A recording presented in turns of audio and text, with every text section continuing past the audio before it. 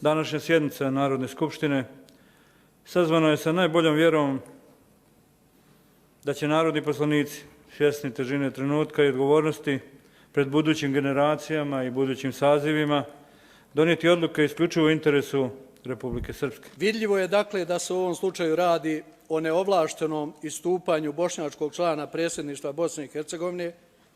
Cilj je da se napravi najozbiljnija platforma da bi se srušila Republika Srpska.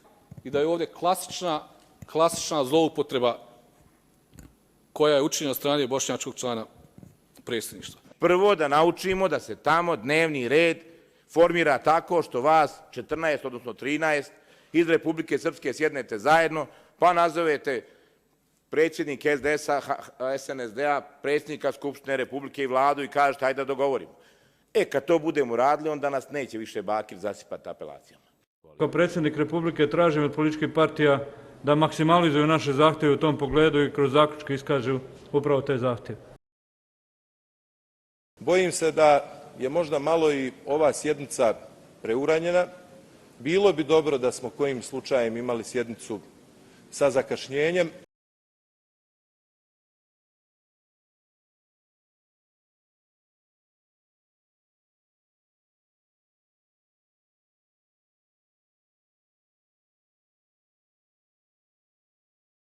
Bojim se da je možda malo i ova sjednica preuranjena.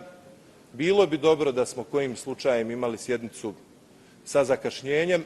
Bilo bi dobro da smo kojim slučajem imali sjednicu sa zakašnjenjem.